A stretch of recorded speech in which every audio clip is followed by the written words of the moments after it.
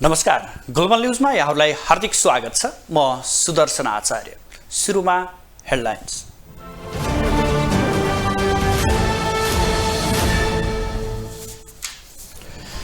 प्रधानमन्त्रीले पुस 26 गते संसदमा विश्वासको मत लिने, सत्ता प्राप्तिका लागि दाहालमा धेरै परिवर्तन आएको सहकर्मीको आरोप।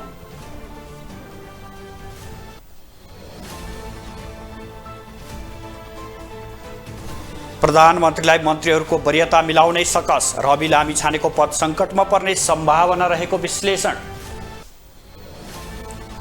सरकारलाई समर्थन गर्ने वा नगर्नेमा एकीकृत समाजवादी अन्ड्योलमा वामपन्थी एकता प्रयासमा भने नेताहरूको जोड।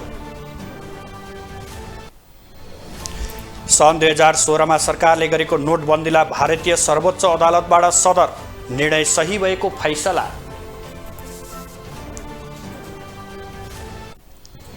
र Sankata club Pokhara gold cup फुटबलको सेमी फाइनलमा प्रवेश, त्रिभुवन आर्मी क्लब 3-1 गोल अन्तरले पराजित।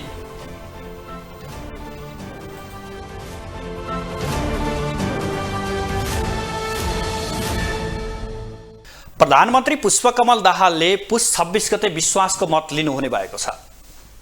संघीय संसदका महासचिवलाई पत्र लेखी प्रधानमन्त्री दाहालले 26 गते मङ्गलबार विश्वासको मत लिन चाहेको जनाउनु भएको हो। नेकपा एमाले, नेकपा माओवादी केन्द्र, राष्ट्रिय स्वतन्त्र पार्टी, राष्ट्रिय प्रजातन्त्र पार्टी, जनता समाजवादी पार्टी, जनमत पार्टी, नागरिक उन्मुक्ति पार्टी र केही स्वतन्त्र सांसदहरूको समर्थनमा माओवादी केन्द्रका अध्यक्ष दाहाल 10 पुसमा प्रधानमन्त्रीमा नियुक्त हुनुभएको हो। मिलिजुली सरकारका प्रधानमन्त्रीले प्रतिनिधि सभाको विश्वासको मत लिनुपर्ने संवैधानिक प्रावधान अनुसार दाहालले विश्वासको मत लिन लाग्नु भएको हो।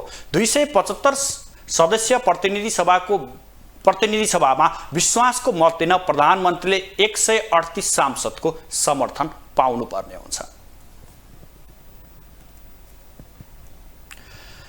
10 वर्षीय सशस्त्र द्वन्द्व 2062-63 को जनआन्दोलन र गणतन्त्र स्थापनाका बेला शीर्ष भूमिकामा रहेका माओवादी अध्यक्ष पुष्पकमल दाहाल पछिल्लो समय बदलिनु भएको छ। कुनै समय गणतन्त्रको विरोध गर्नेहरूलाई देखि सहन नसक्ने दाहाल अहिले भने गणतन्त्र विरोधी र संघीयता विरोधीको सहयोगमा प्रधानमन्त्री बन्नुभएको छ। यति मात्रै नभई सत्ता जोगाउन जुनसुकै कदम चाल्न पनि पछि नपरेको विश्लेषण उहाँकै सहकर्मीहरूले गर्न थालेका छन्। नेपाली राजनीतिमा चतुर खेलाडीको परिचय बनाएका प्रधानमन्त्री तथा माओवादी अध्यक्ष पुष्पकमल दाहाल प्रचण्डले अहिले एउटा नयाँ शैली अपनाएका छन्। कम बोल्ने र काम गर्ने। एमाले लगायत 7 दलको समर्थनमा पुस 10 मा देशको कार्यकारी बनेका प्रचण्डले केही फरक ढङ्गले आफूलाई अगाडि बढाउन खोजेका छन्। विगतको धमिलो कार्यकाललाई यसपटक सार्थक बनाउन उनी सजग देखिएका छन्। उनले प्रधानमन्त्रीको शपथ लिँदा राष्ट्रपति भवन शीतल निवासमा दौरा सुरुवाल लगाएर सजिता त प्रचण्डको परिचय नै फेरिएको छ। त्यसका अलावा प्रधानमन्त्री निवास बालुवाटारमा जानु अघि ज्योतिषसँग साइत हेराएर गएको विषयले त झन् उनको फरक पहिचान बनाएको छ। फरक पहिचान नबनोस् पनि किन, कुनै समय मठ मन्दिर भत्काउँदै हिँडेका प्रचण्ड, कार्लमार्क्स र लेनिन र माओको सिद्धान्त बोकेका प्रचण्ड एकाएक आध्यात्मवादमा प्रवेश गरेपछि यही कुरा अहिले नेपाली राजनीतिमा बहसको विषय बनेको छ। त्यो आफैमा अन्त धेरैतिर नजुन्ने हो नि सकारात्मक कुरो हो। त्यसको अर्को अर्थ लाग्छ हिजो मैले धेरै बोल्थेँ भन्ने अर्थ पनि लाग्छ। हिजो धेरै काम गर्न सकिनँ, बोल्न चाहिँ धेरै बोलेँ, त्यसकारण म करेक्सन गर्छु भन्ने अर्थ पनि लाग्छ। तेस्रो कुरो मेरो अन्तिम पटक हो भनेर पनि भन्नुभएको छ। नेपालको राजनीतिमा त्यसले धेरै अर्थ राख्दैन। अर्को अवसर आउने बित्तिकै फेरि पनि भन्ने आइहाल्छ। तेस्रो। चौथो चाहिँ अप्ठ्यारोको बिचबाट काम गर्नुपर्ने बाध्यता माओवादीलाई छ। 10 वर्ष लामो सशस्त्र द्वन्द्वको नेतृत्व 62-63 को जनआन्दोलन हुँदै गणतन्त्रको स्थापना र संघीयता कार्यान्वयनमा महत्त्वपूर्ण भूमिका खेलेका प्रचण्डले तेस्रो पटक मुलुकको बागडोर सम्हालिरहेका छन्। पछिल्लो 2 दशकदेखि नेपाली राजनीति प्रचण्डकै वरिपरि घुमिरहेको छ। प्रचण्डले आफू अनुकूल सत्ता बनाउन कहिले काङ्ग्रेस त कहिले एमालेसँग मिलेर खेलिरहेका छन्। हुँदा अहिले त गणतन्त्र र संघीयता विरोधीसँग समेत उनले कुम जोडेका छन्। कुनै बेला उनी राजावादी र संघीयता विरोधी विरुद्ध लामो भाषण दिन्थे। माओवादी भित्रकै नेताहरू पनि प्रचण्ड आफ्नो विचार र सिद्धान्त विपरीत गएको स्वीकार गर्छन्, तर व्यवस्था सकिने कुरा सोच्न नहुने दाबी गर्छन्। प्रचण्डले यो व्यवस्था असफल बनाउनका निम्ति लाग्नुभयो भन्ने कुरो त त्यो अलि अपराधपूर्ण सोचाइ हुन्छ होला पहिलो। दोस्रो, हामी गणतन्त्रवादी हो र अब सामान्य एकाध सिट चुनाव जित्दैमा एकाध नारा चाहिँ नि कसैले चुनावी सन्दर्भमा लगाउँदैमा यो व्यवस्था परिवर्तन भएर फेरि पछाडि फर्किहाल्छ, त्यो सम्भावना छैन। व्यवस्था त अगाडि जान्छ। त्यसकारण व्यवस्था परिवर्तनै हुने हो भने अगाडि बढेको व्यवस्थामा हो परिवर्तन हुने। अब पछाडि फर्किने सम्भावना छैन। त्यो कसैले दौरा सुरुवाल लाओस्, कसैले चाहिँ साहित्य हेरेर चाहिँ तपाईँको क्वार्टरमा प्रवेश गरोस्, कसैले चाहिँ सङ्घीयता चाहिँदैन भनेर चाहिँ बिना आधारमा नारा लगाओस्, त्यो पछाडि फर्किएको व्यवस्था त अब सम्भव छैन। कसैले परिकल्पना नगरे हुन्छ। कुनै बेला प्रचण्ड पदको समेत परिकल्पना गरिएको थियो, तर उनी बिस्तारै आफ्नो विचार र सिद्धान्तभन्दा पर गएर सत्ताको मोहको राजनीति गरेपछि उनीबाट जनताले भरोसा टुटाइसकेका छन्। यो कार्यकाल उनका लागि विशेष नै हुने देखिन्छ। तर कतिपयले भने प्रचण्डको अस्थिर राजनीतिक गतिविधिले अहिलेको सङ्घीय गणतन्त्रात्मक व्यवस्थामाथि नै प्रश्न चिन्ह उठेको समेत बताउने गरेका छन्। ग्लोबल टेलिभिजनका लागि क्यामेरामा नरेश मोक्तानका साथमा विनोद विक्रम भण्डारी, काठमाडौँ। एमाले अध्यक्ष ओलीको कूटनीतिक चाल र माओवादी अध्यक्ष पुष्पकमल दाहालको सत्ता मोहसँगै राजावादी र सङ्घीयताका विरोधी सहितको 7 दलीय सप्तरङ्गी सरकारभित्र सङ्कट देखिन थालेको छ। एकातर्फ मन्त्री बनेकाहरूको वरियता र अर्कोतर्फ मन्त्री भएकाहरूलाई जिम्मेवारी नतोकिएको विषयले चर्चा पाइरहँदा गृहमन्त्री बनेका रवि लामिछाने र उहाँको वरियताभन्दा मुनि मन्त्री बस्न एमाले, माओवादी, राप्रपा, जसपाका नेताहरूले आनाकानी गरेसँगै सरकारमा सङ्कट देखिन थालेको हो। सरकारको पूर्णता र नेता व्यवस्थापनको विषय सत्ता घटक 7 दलभित्र चुनौतीपूर्ण बन्दै गएको छ। सरकारलाई समर्थन गरेका दलहरूबीच भागभण्डा बाँकी रहेकाले कसलाई कुन मन्त्रालय दिने भन्ने टुङ्गो लागेको छैन भने विश्वासको महत सहज रूपमा आउन सक्ने भन्नेमा एमाले अध्यक्ष ओली र प्रधानमन्त्री प्रचण्ड समेत देखिएका छैनन्। ओलीले त विश्वासको मतपछि मात्रै मन्त्री परिषदले पूर्णता पाउने अभिव्यक्ति समेत दिन थालेका छन्। यसैबीचमा रवि लामिछानेलाई गृहमन्त्री बनाएको भन्दै सत्ता घटक दलबाट मन्त्री बन्ने भनिएका पुराना अनुहार पनि हच्किएका छन्। उपप्रधान तथा भौतिक पूर्वाधार मन्त्री नारायण काजी श्रेष्ठले मर्यादा क्रमलाई लिएर मन्त्रालय नै जान छाडेपछि यो विषय छताछुल्ल नै भएको छ। यसका अलावा अहिले गठबन्धन बनाउन महत्त्वपूर्ण भूमिका खेलेका उपमहासचिव वर्षमान पुन समेत सन्तुष्ट देखिएका छैनन्। पुनले त पार्टीभित्र सरकारमा दोस्रो तहका नेताहरू सहभागी नहुने र तेस्रो तथा नयाँ अनुहारलाई सहभागी गराउने अभिव्यक्ति दिएका छन्। अर्कोतर्फ नेकपा एमाले भित्र पनि यो विषयले प्रवेश पाएको छ। रविलाई वरियताभन्दा माथि राखेर सरकारमा सहभागी नहुने नेताहरूले बताउन थालेका छन् भने पहिलो चरणमा सरकारमा सहभागी हुँदा विष्णु पौडेल बाहेक सबै अनुहारलाई पठाएर एमालेले यसको संकेत समेत देखाएको छ। यसैको उदाहरण सरकार निर्माणताका सरकारमा जान तम्सिएका योगेश भट्टराईले चुपचाप अवस्थामा छन्। त्यसैगरी सरकारमा जान आतुर राप्रपा र जसपाले पनि रविभन्दा वरियतामा तल बसेर सरकारमा सहभागी नहुने बताइरहेका छन्। यता नयाँ अनुहार र टालाटुलीलाई मिलाएर काम गर्न नसकिने अवस्था, तर नयाँ अनुहारका कारण देखिएको ठूलो जनअपेक्षाले पनि एमाले र माओवादीको उपल्लो तबका तर्सिएको छ। गृहमन्त्री रविले आफू सरकारमा सहभागी भए पनि प्रतिपक्षको भूमिका खेल्ने भन्दै पदभार ग्रहणका क्रममा बोलेको अभिव्यक्तिलाई लिएर बुद्धिजीवी तथा राजनीतिक विश्लेषकहरूले पनि चित्त बुझाएका छैनन्। सरकारमा सहभागी हुने अनि प्रतिपक्षको भूमिका निर्वाह गर्छु भन्नुले कस्तो अर्थ राख्छ भन्दै प्रति प्रश्न समेत यति बेला उठिरहेको छ। राजनीतिमा लागेको 7 महिना नबित्दै मुलुकको उपप्रधान सहित गृहमन्त्री बनेर उनले धेरैलाई चकित पारेका छन्। उनै रवि हुन् जसले प्रधानमन्त्री प्रचण्ड सहित एमाले अध्यक्ष ओली, काङ्ग्रेस सभापति देउबा लगायत वृद्ध नेताहरूलाई विश्राम दिनुपर्ने अभियानको नेतृत्व गरेका थिए। नो नट अगेन नाम दिएको यो अभियानले राजनीतिक तरङ्ग नै फैलिएको थियो। तर उनै रवि जसले नो नट अगेन भनेर जसलाई विस्थापित गर्न खोजेका थिए उसैको नेतृत्वको सरकारमा सहभागी भएपछि उनी पनि सत्ता र शक्तिको मोहमा चुर्लुम्मै डुबेका छन् भन्ने पनि देखिन्छ।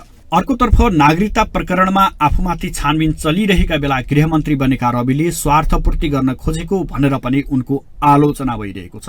प्रहरी प्रशासनलाई आफू विरुद्धको नागरिकता मुद्दामा स्वतन्त्र ढङ्गले छानबिन गर्न दिने घोषणा पदभार ग्रहण लगत्तै गरे पनि ढाडु पुन्यु आफ्नै हातमा भएकोले यसमा पनि शङ्का गर्ने प्रशस्त ठाउँहरू रहेको विश्लेषण भइरहेको छ। यति मात्रै होइन, गृहमन्त्री भएपछि अब बलात्कारपछि हत्या गरिएकी कञ्चनपुरकी बालिका निर्मला पन्तलाई न्याय बनाइदिने बताएका उनले एसएसपी दुर्गा सिंहलाई 5 सदस्यीय छानबिन समितिको संयोजक नै तोकेका छन्। यसमा पनि उनले कति सफलता पाउने हुन् त्यो भोलिको दिनले देखाउला। अर्कोतर्फ लोभलाग्दो सत्तारोहणसँगै अब उनले हिजो टेलिभिजन कार्यक्रम मार्फत उठाएका प्रश्नको जवाफ दिने चुनौती छ। प्रश्न गर्ने ठाउँबाट जवाफ दिने ठाउँमा पुगेका रविले अब कसरी आफूलाई अब्बल प्रमाणित गर्नेछन् त्यो भने आगामी दिनमा उनले दिने नतिजाले नै देखाउला। ग्लोबल टेलिभिजन एचडीका लागि राजनीतिक ब्युरो। नेकपा एकीकृत समाजवादीका पोलिट ब्युरो सदस्यले वामपन्थी शक्तिबीच एकता गर्नुपर्नेमा जोड दिएका छन्। आज सुरु भएको पार्टीको पोलिट ब्युरो बैठकमा आफ्नो धारणा राख्दै पोलिट ब्युरो सदस्यहरूले वामपन्थी शक्तिहरूका बीचमा एकता गर्नुपर्नेमा जोड दिएका हुन्।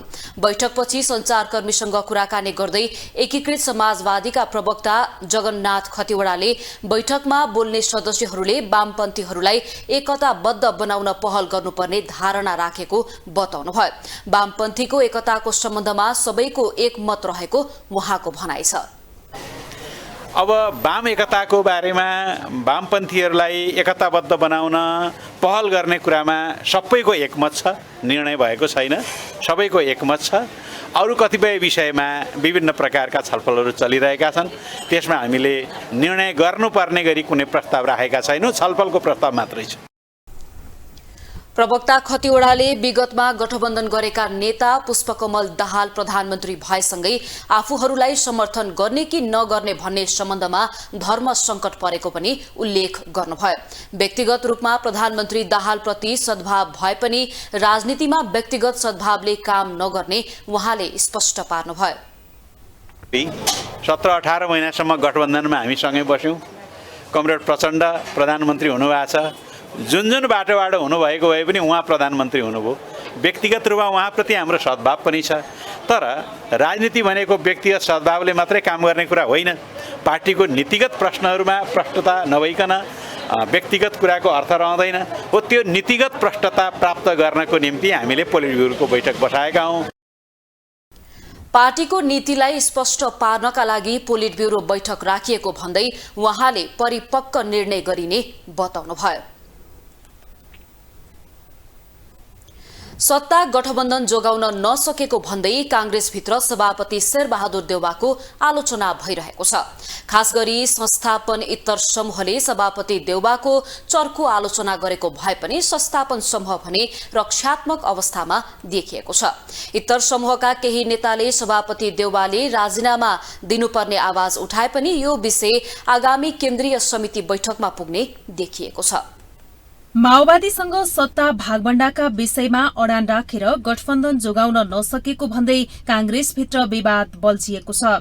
संस्थापन इतर समूहले सभापति शेरबहादुर देउवाका कारण गठबन्धन भत्किएको भन्दै आलोचना गरिरहेको छ।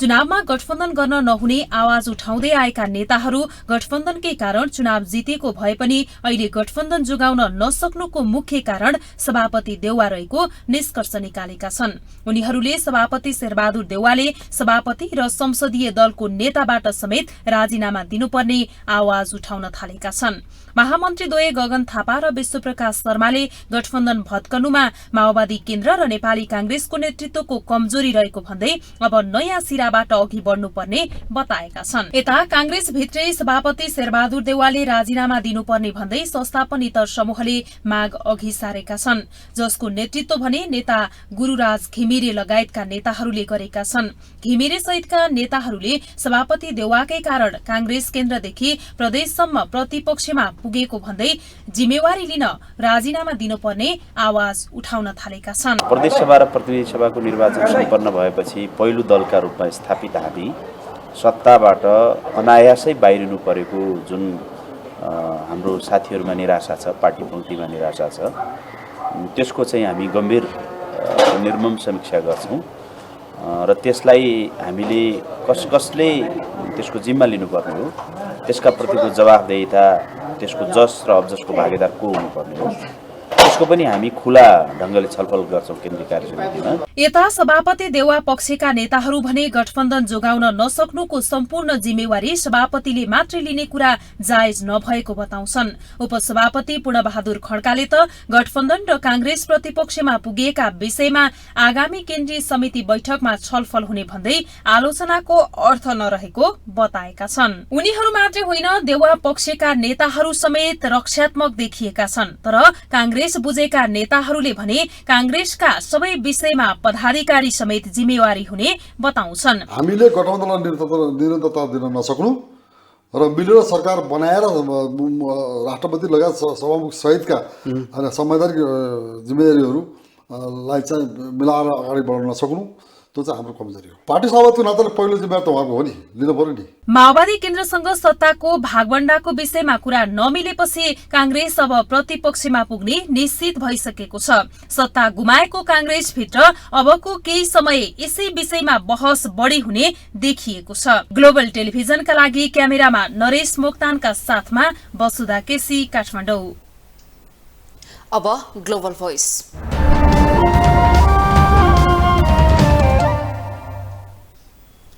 मुखैमा पुग्न लागेको गाँस खोसियो भने चाहिँ सरकारको नेतृत्व गर्न तम तयार भएर बसेको ठूलो दल कांग्रेस एक्कासी प्रतिपक्षमा आइपुग्यो। यसरी अचानक प्रतिपक्षमा पुगेपछि कांग्रेसभित्र कलह सुरु भएको छ। इतरपक्षले सभापतिका कारण यो अवस्था बेहोर्नु परेको आरोप लगाइरहेको छ भने संस्थापन पक्ष उनको बचाउमा लागेको छ। यसै सन्दर्भमा ग्लोबल भोइसमा आज हामीले सर्वसाधारणलाई सोधेका छौं, कांग्रेसमा चुलिएको कलहलाई के भन्नुहुन्छ? देउबाको त अब यसलाई त पदै दिनु नहुने हो हैन। अब किनभने सरकार त्यत्रो बहुमत सरकार आएको सरकारलाई त्यसले मिलाएर त अब ल्याउनु पर्ने हो नि त। एउटा प्रचण्डलाई मात्रै एउटा अलिकति अब उसले भनेको जस्तो एउटा भनौँ प्रधानमन्त्री एउटा दिएको भए पनि एउटा अहिले यो सरकार त नढाल्दियो। अहिले तपाईँ कांग्रेसको त तपाईँको अहिले पदसाफ जस्तो भएन त। हामी तपाईँको नेताले त गर्यो हामी म पनि एउटा कांग्रेसको चाहिँ तपाईँको म चाहिँ जिल्लाको सदस्य हो, सँग चाहिँ म चाहिँ सदस्य हो मेरो सिन्धुपाल्चोक जिल्लाको। तर हामी एउटा बिचमा हामी बस्ने हामी सानो अब भनौँ न कार्यकर्ताहरू चाहिँ हामी कांग्रेस भनेर चाहिँ बोल्नुले पनि गाह्रो भयो कि हामीलाई, किनभने यो देउबलेको गर्दाखेरि भएको नि त। त्यसले समेटेर सबैजनालाई सानो दल ठुलो दललाई सबै समेटेर चाहिँ उसले राख्नुपर्ने हो नि त। केही छैन कि यो अविश्वासको हो क्या तपाईँको, अविश्वासको चाहिँ पर्खाला हो, अरू केही होइन कि तपाईँको खास चाहिँ।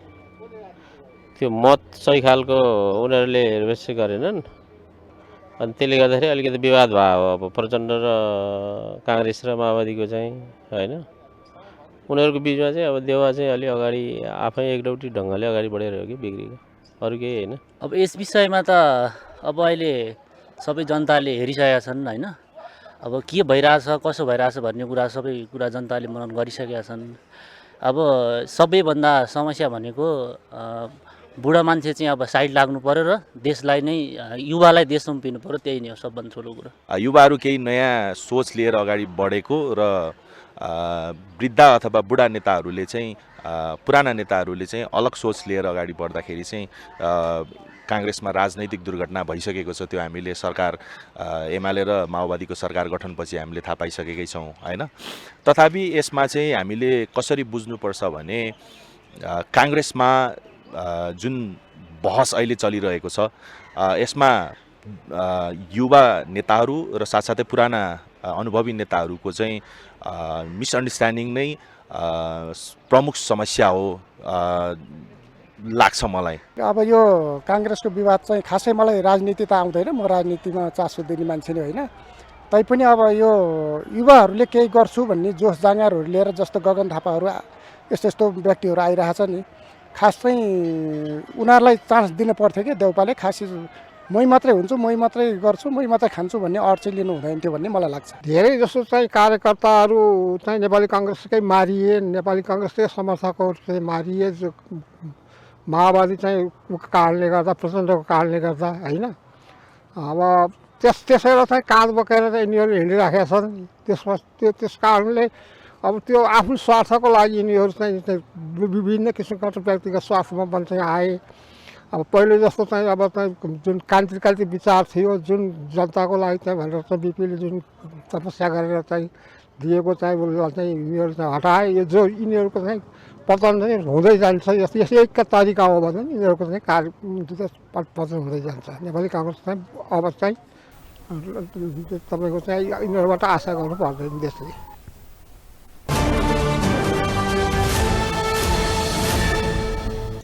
खुल्ला मञ्चमा भूमिगत पार्किङ बनाउने योजनाको विरोधमा स्थानीयवासी र संरक्षण अभियन्ताहरू आन्दोलित भएका छन्। टुडीखेललाई पुरानै अवस्थामा फर्काउन माग गर्दै दबावमूलक अभियान चलाइरहेका स्थानीयले आज काठमाडौँ महानगरपालिका कार्यालय अगाडि मानव साङ्लो बनाएर प्रदर्शन समेत गरेका हुन्। खुल्ला मञ्चलाई पार्किङ स्थल बनाउन लागि भन्दै टुडीखेल संरक्षण अभियान अकुपाई टुडीखेलले विरोध गरेको छ। काठमाडौँ महानगरपालिकाले खुला मञ्चमा 3 तले भूमिगत पार्किङ बनाउने योजना अगाडि सारेसँगै अभियन्ताहरूले सोमबार महानगरको निर्णयको विरुद्धमा विरोध प्रदर्शन गरेका हुन्।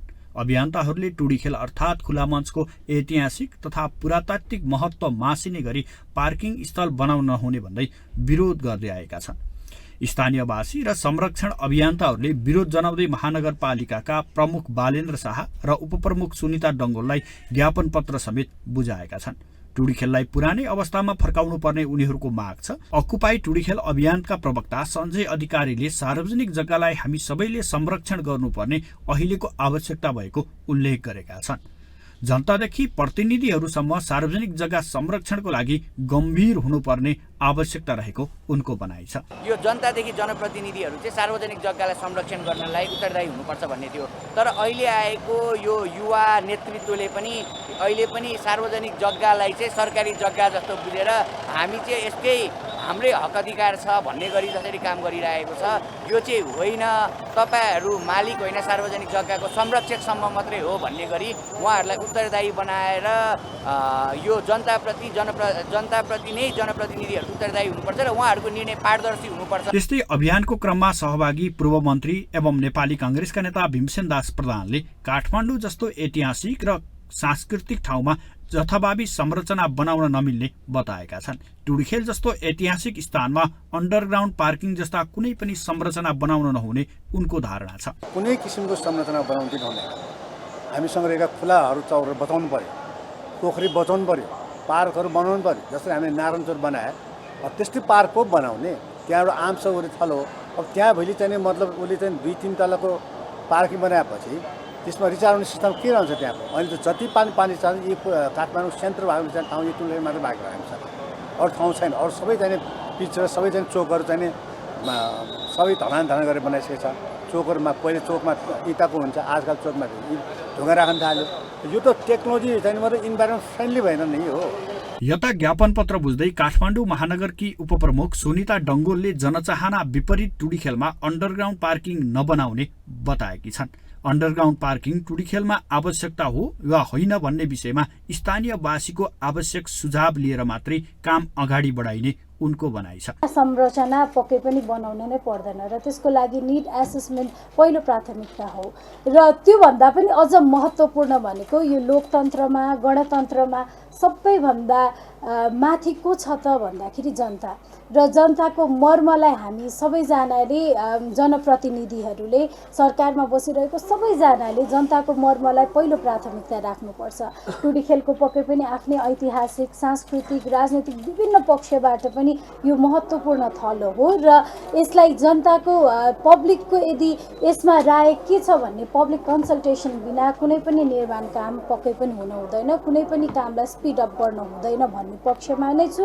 गत कार्तिकमा काठमाडौँ महानगरपालिकाको 10औं कार्यपालिका बैठकले खुल्ला मञ्चमा ट्रिपल बेसमेन्ट पार्किङ र पानी पुनर्भरण पिटको विस्तृत परियोजना प्रतिवेदन डिपिआर तयार गर्ने निर्णय गरेको थियो। अहिले महानगरपालिकाको उक्त निर्णय विवादित बन्दै आएको छ। मेची नदीमा निर्माण सम्पन्न भएको झन्डै 2 वर्षपछि नेपाल भारत सिमानाका जोड्ने मिटेरी पुल सहितको एसियन हाइवे पूर्ण रूपमा सञ्चालनमा आएको छ। अंग्रेजी नयाँ वर्ष पारेर आइतबारदेखि नयाँ नाकामा 6 लेनको मिटेरी पुल सञ्चालनमा आएको हो। नेपाल भारत सीमानाका जोड्ने मितेरी पुल सहितको एसियन हाइवे पूर्ण रूपमा सञ्चालनमा आएको छ। नेपालतर्फको मेची भन्सार कार्यालय र भारततर्फको नक्सालबारी भन्सार कार्यालयका प्रमुखहरूले आफ्नो मुलुकको झण्डा फहराउँदै यातायातका सवारी साधनलाई प्रस्थान गर्न अनुमति दिएर मितेरी पुल सञ्चालनमा आएको हो। मेची भन्सारका प्रमुख भन्सार अधिकृत रामप्रसाद पाठक र नक्सालबारी भन्सार डिभिजन उप आयुक्त ला छिरिङ शेर्पाले आफ्नो भूमिमा उभिएर पुल सञ्चालन गर्नु अघि रिबन काटेर समेत उद्घाटन गरेका थिए। काकरभिट्टा पानी ट्याङ्की नाका जोड्ने मितेरी पुलको लम्बाई 575 मिटर रहेको छ। पुरानो मेची पुल नजिकैको पूर्वपट्टि मितेरी पुल बनाइएको हो। उद्घाटन अगावै मितेरी पुलबाट ठूला मालवाहक सवारी साधनलाई मात्र ओहोर दोहोर गर्ने अनुमति दिएको थियो। तर आइतबारदेखि सवारी साधन सहित पैदल यात्रुले पनि मितेरी पुल प्रयोग गर्न पाउने भएपछि अब आवाजावतमा थप सहज हुने स्थानीयको भनाइ छ।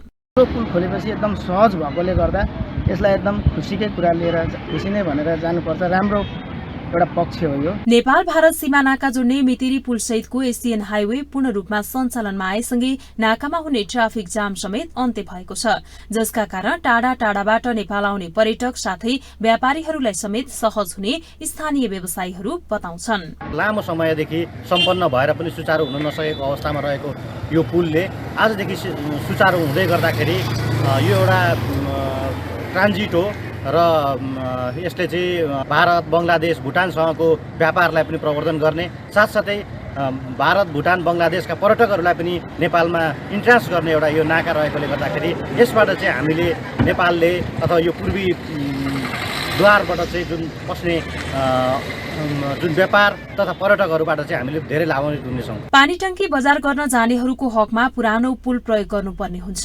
नयाँ पुलमाथिबाट टाढा गन्तव्य जानेहरूले मात्र प्रयोग गर्न पाउनेछन्। टेम्पो, अटो रिक्सा, मोटरसाइकल र साइकललाई पुरानो पुल प्रयोग गर्न लगाइनेछ।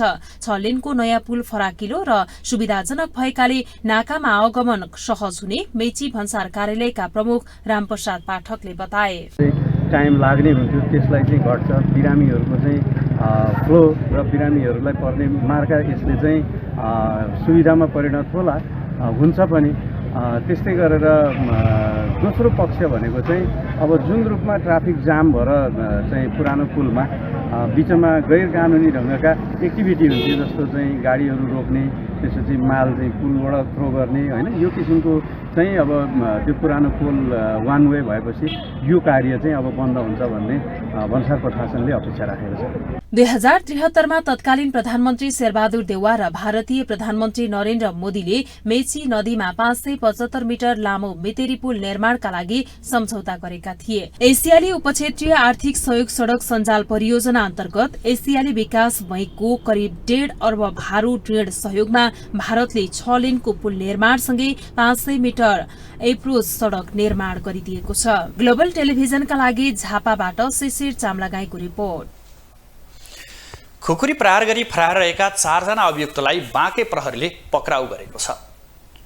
आइतबार दिउँसो करिब 2 बजे नेपालगञ्ज उपमहानगरपालिका 4 गणेशपुर स्थित आफन्तको घरमा गएका नेपालगञ्ज 12 का अनुराग शाह लगायतका 3 जनालाई खुकुरी प्रहार गरी फरार रहेका विनय भण्डारी, नारायण डाँगी, प्रकाश रसाइली र प्रकाश थापालाई जिल्ला प्रहरी कार्यालय बाँकेले सार्वजनिक गरेको हो। खुकुरी प्रहार गरी फरार रहेका व्यक्तिहरूले प्रयोग गरेको युपी 32 EU 8616 नम्बरको कार बाँकेको डोडुवा गाउँपालिका 3 बनकट्टीबाट रामपुरुवा जाने बाटोको खेतबाट नियन्त्रणमा लिएको र नेपालगञ्ज उपमहानगरपालिका 5 फुलकेटका झाडीबाट फरार अभियुक्तले प्रयोग गरेको 2 थान खुकुरी समेत बरामद गरिएको प्रवक्ता रामप्रसाद घरतीले जानकारी दिनुभयो। प्रकाश रसाइले भन्ने तुलसीराम सुनार र तासे भन्ने प्रकाश थापालाई हामीले नियन्त्रणमा लियौँ। उहाँहरूको अब हाम्रो अनुराग शाह जो हुनुहुन्छ अलिक सिरियस हुनुहुन्छ र अन्य 2 जना चाहिँ मध्यम खालको घाइते हुनुहुन्छ। त्यसैगरी पुस 14 गते बिहान 5 बजे डोडुवा गाउँपालिका 6 मा रहेको जयन्तु बाल सुधार गृहबाट भाग्न सफल भएका 4 जना बाल बन्दीहरूलाई नियन्त्रणमा लिन सफल भएको पनि प्रवक्ता घरतीको भनाइ छ। अब इकोनोमिक्स न्यूज।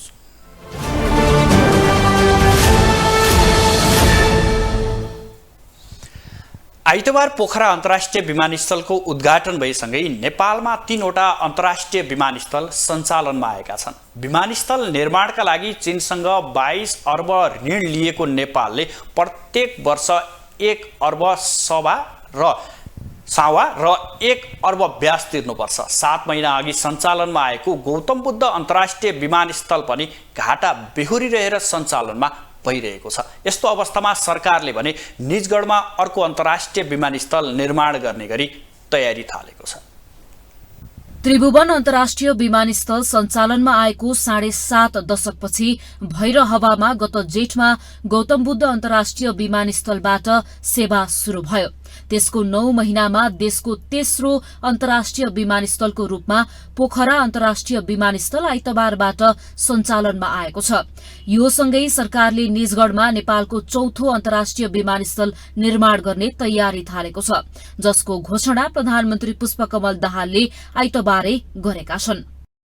हामी छिटै अब निजगढ अन्तर्राष्ट्रिय विमानस्थल निर्माण प्रक्रियालाई पनि अगाडि बढाउने छौं र देशलाई कनेक्टिभिटीको क्षेत्रमा एउटा नयाँ युगमा प्रवेश गर्ने अठोट पनि म तपाईहरुको अगाडि प्रस्तुत गर्न चाहन्छु।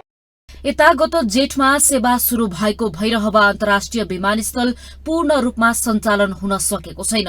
जमिनको मुआब्जा सहित 30 अर्ब रुपैयाँ भन्दा बढ़ी लागतमा गौतम बुद्ध अन्तर्राष्ट्रिय विमानस्थल निर्माण भएको भए पनि अहिले पूर्ण रूपमा घाटामा सञ्चालन भइरहेको छ।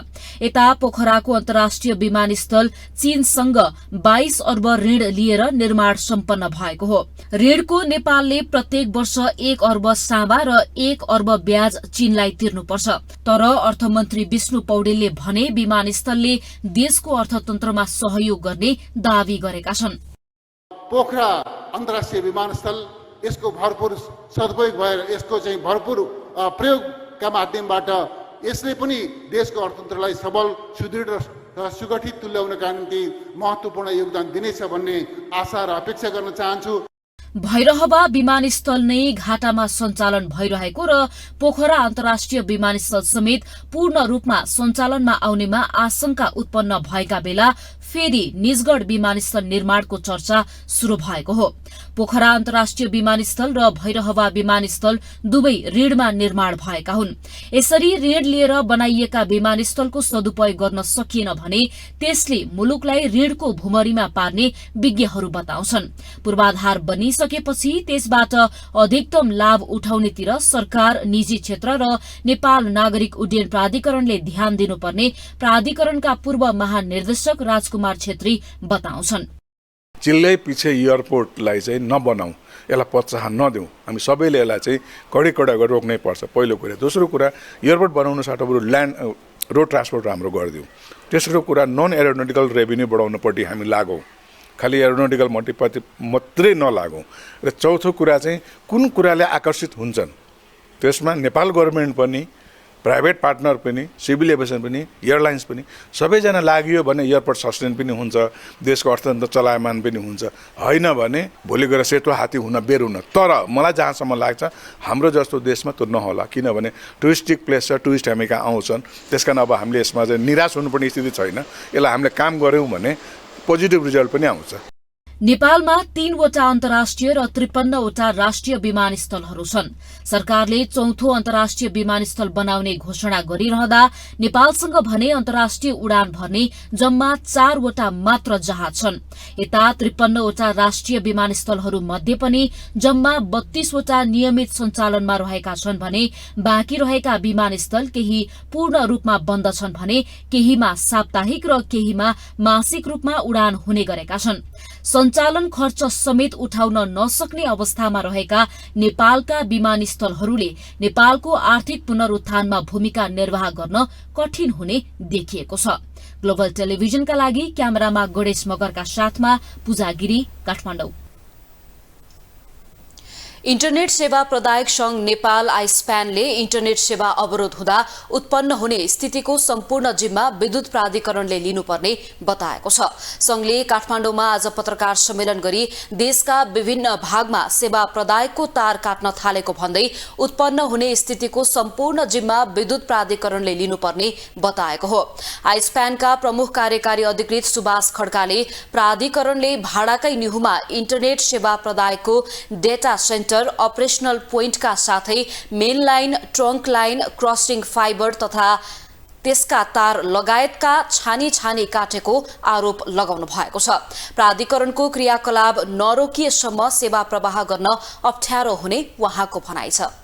पोइन्टमा विद्युत लाइन काट्ने, सेवा प्रदायकहरूले नियमित विद्युत महसुल भुक्तानी गर्दै अवस्था छ। इन्टरनेट सेवा प्रवाह गर्ने तार छानी काट्ने कार्य तीव्रताका साथ देशका विभिन्न ठाउँहरूमा निर्बाध रूपले अघि बढिरहेका छन्।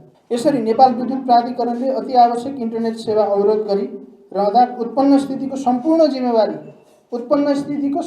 जिम्मेवारी नेपाल विद्युत प्राधिकरणले नै लिनुपर्ने यसै विज्ञप्ति मार्फत जानकारी गराउँदछु। त्यस्तै आइस्प्यानका अध्यक्ष सुधीर पराजुलीले एकाधिकार रहेका कारण पूर्वाधारको भाडा दर प्राधिकरणले आफू खुसी कायम गर्दै आएको आरोप लगाउनुभयो। उहाँले विद्युत प्राधिकरणले दूरसञ्चार क्षेत्रको नियामक नेपाल दूरसञ्चार प्राधिकरणसँग समन्वय नगरी आफू खुसी पोलको भाडा 700% वृद्धि गरेको बताउनुभयो। पोलको भाडा तिर्नुपर्ने थियो, हामीले तिरि नै रहेको थियौँ। 2014 सालसम्म प्रति पोल प्रति वर्ष भनेर लिएको थियो, हामी त्यो तिरि नै रहेको थियौँ। तर 81 चाहिँ 700%सम्म हामीले त्यहाँ तपाईँलाई कम्पेरिजन चार्ट पनि दिएका छौँ।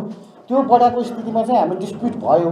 त्यो डिस्प्युट अनुसारको दुईवटा उच्च स्तरीय आयोग पनि गठन भएको छ, नेपाल सरकारकै तर्फबाट गठन भएको हो। तर के भन्दाखेरि आजसम्म त्यो पछिल्लो निर्णय भएको चाहिँ जुन आएको रिपोर्ट थियो। पराजुलीले सेवा प्रदायकले नियमित विद्युत महसुल भुक्तानी गर्दै पनि देशका विभिन्न ठाउँमा इन्टरनेटका तार काट्नु राम्रो नभएको बताउनुभयो। अब इन्टरनेशनल न्यूज।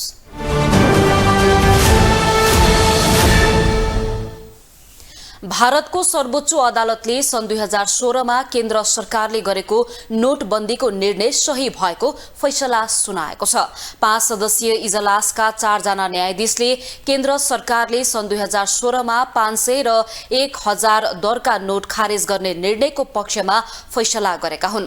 इजलासका अर्का सदस्य न्यायाधीश बीबी नागर थानाले भने असहमति जनाएकी थिइन्। मानुपातिकताको आधारमा विमुद्रीकरण अभ्यासलाई रोक्न नसकिने अदालतको ठहर रहेको छ।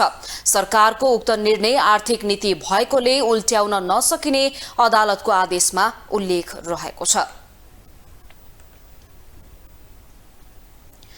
टेस्ला तथा ट्विटरका मालिक एलन मस्क 200 अर्ब डलर गुमाउने संसारकै पहिलो व्यक्ति बनेका छन्। उनले 200 अर्ब डलर गुमाउने संसारको पहिलो व्यक्ति बन्दै गर्दा आर्थिक क्षति मात्र बेहोर्नु परेको छैन, विश्वका धनाढ्य वरियतामा समेत पछि पर्नु परेको छ।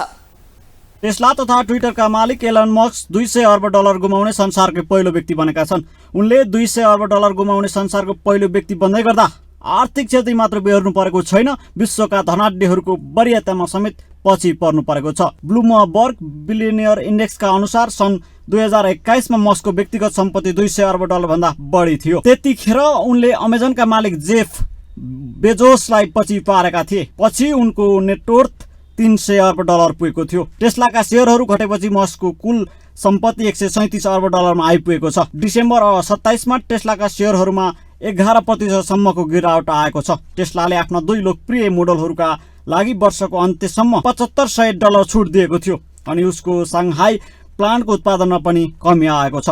त्यसले मस्कलाई घाटा लागिरहेको छ। कुनै समयमा मस्कको सम्पत्ति 340 अर्ब डलर पुगेको थियो। उनी 1 वर्षभन्दा बढी समय संसारका सबभन्दा धनी व्यक्ति बनेका थिए। मस्कले केही महिना यता टेस्लाका सेयरहरू लगातार बेचिरहेका छन्। सन् 2022 मा मात्र टेस्लाका सेयरहरू 65% भन्दा बढी झरिसकेका छन्। वर्षको आरम्भमा लगभग $400 सेयर रहेकोमा अहिले झरेर $125 पुगेको छ।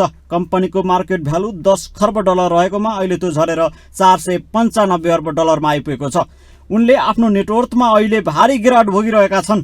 13 महिनाको अन्तरालमा $200 बिलियन अमेरिकी डलर गुमाएका मस्कको यो घाटा इतिहासकै सबैभन्दा ठूलो नोक्सानी हो। सन् 2021 को जनवरीमा उनको व्यक्तिगत नेटवर्थ $200 बिलियन अमेरिकी डलर भन्दा बढी थियो। तर अघिल्लो वर्ष मस्कका लागि फाइदाजनक भएन, जसकारण उनले 2021 यताको अन्तरालमा नै $200 बिलियन अमेरिकी डलर गुमाइसकेका छन्।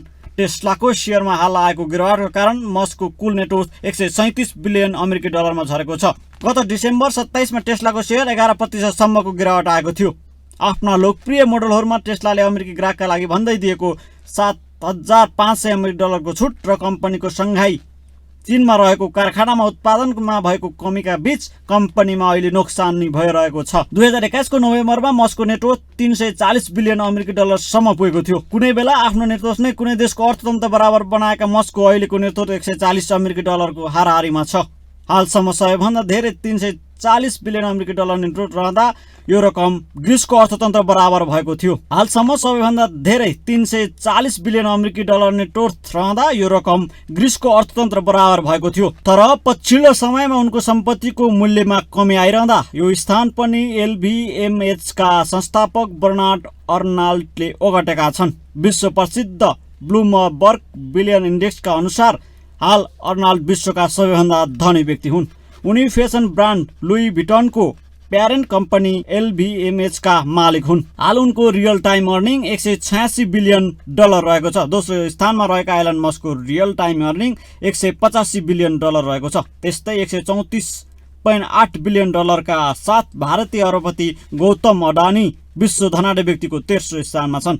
त्यस्तै चौथो स्थानमा भने केही समय अघि पहिलो नम्बरमा रहेका बिल गेट्स छन्। ग्लोबल टेलिभिजनको लागि एजेन्सीको सहयोगमा विशालपुरीको रिपोर्ट। अब स्पोर्ट्स न्यूज।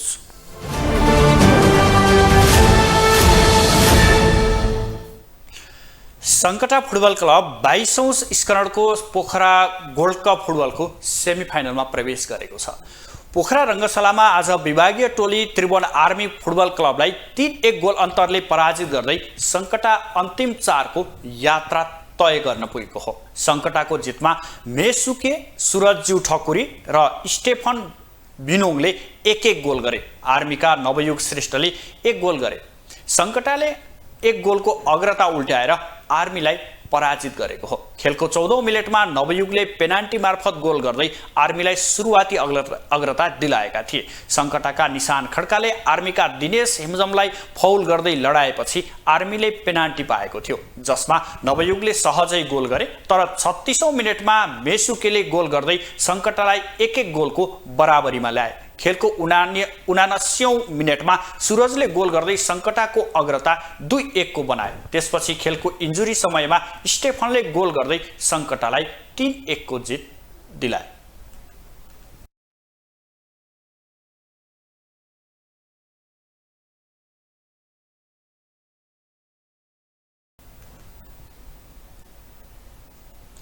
ग्लोबल न्यूजको अन्त्यमा हेडलाइन्स पुनः एकपटक।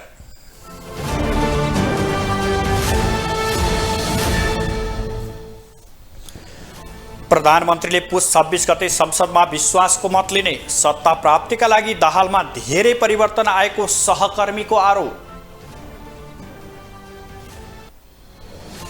प्रधानमन्त्रीलाई मन्त्रीहरूको वरियता मिलाउनै सकस। रवि लामिछानेको पद सङ्कटमा पर्ने सम्भावना रहेको विश्लेषण। सरकारलाई समर्थन गर्ने वा नगर्नेमा एकीकृत समाजवादी अन्योलमा। वामपन्थी एकता प्रयासमा भने नेताहरूको जोड। सन् 2016 मा सरकारले गरेको नोटबन्दीलाई भारतीय सर्वोच्च अदालतबाट सदर। निर्णय सही भएको फैसला। र Sankata club Pokhara gold cup फुटबलको सेमिफाइनलमा प्रवेश। त्रिभुवन आर्मी 3-1 गोल अन्तरले पराजित।